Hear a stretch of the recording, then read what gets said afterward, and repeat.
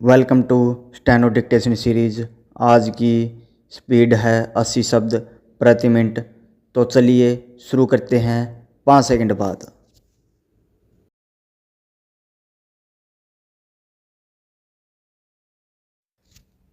माननीय मंत्री जी, मेरा निवेदन है कि पर्यावरण सुरक्षा के मामले में राज्य सरकारें अपनी जिम्मेदारी सही ढंग से नहीं निभा पा रही हैं। विराम।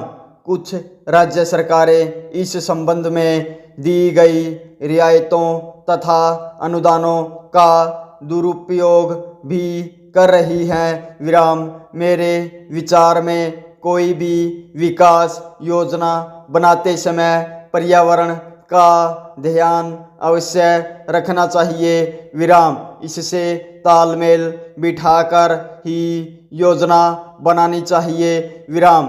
जब श्रीमती इंदिरा गांधी प्रधानमंत्री थी तब पर्यावरण सुरक्षा पर जोर देने वालों को व्यापक आलोचना का सामना करना पड़ता था। यहाँ तक कि उन्होंने पाश्चात्य सभ्यता से प्रभावित समझा जाता था। विराम। लेकिन अब स्थिति बदल चुकी है। विराम। लोगों में पर्यावरण के प्रति काफ़ी जागरूकता पैदा हुई है। विराम। लेकिन फिर भी हम इस प्रश्न पर आम जनता को शिक्षित करने की दिशा में पर्याप्त कार्य नहीं कर सके। विराम। अतः मेरा अनुरोध है कि सरकार विभिन्न स्थानों पर पर्यावरण पर सेमिनार आयोजित करें। विराम। अगला पहरा। आज नौकरशाही का बोलबाला है। विराम। उनका ध्यान सिर्फ एक सफल मॉडल पर ही रहता है। विराम। किसी क्षेत्र में अगर कोई एक मॉडल सफल हो गया तो वे उसे हर क्षेत्र में कार्यान्वित करने का प्रयास करते हैं। विराम। यहाँ तक कि कुछ राजनीतिक भी इसी ढंग से सोचते हैं। विराम।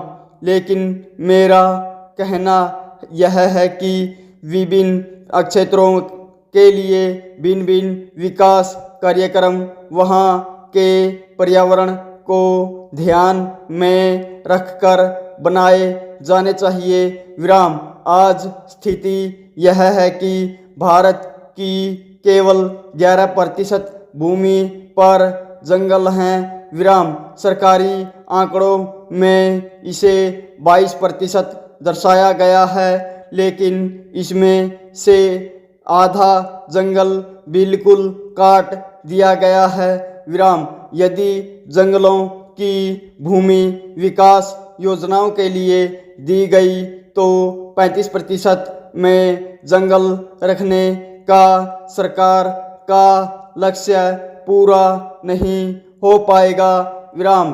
अतः पर्यावरण सुरक्षा के लिए यह अत्यंत आवश्यक है कि जंगलों का पूरी तरह से संरक्षण किया जाए तथा पर्यावरण के संबंध में लोगों के मन में जो भ्रम हो उसे भी दूर किया जाए। पूर्ण विराम। तो दोस्तों, आज की डिक्टेशन यहीं समाप्त होती है। अब आप अपने लिखे हुए नोट्स को ओरिजिनल टेक्स्ट से मिलाकर अपनी स्पीड और एक्यूरेसी का एनालिसिस करें। याद रखें, रोज प्रैक्टिस ही आपको परफेक्ट बनाएगी। अगर ये वीडियो आपके लिए यूजफुल रहा हो तो लाइक करें, चैनल को सब्सक्राइब करें और मिलते हैं रात 9 बजे नई डिक्टेशन के साथ। धन्यवाद।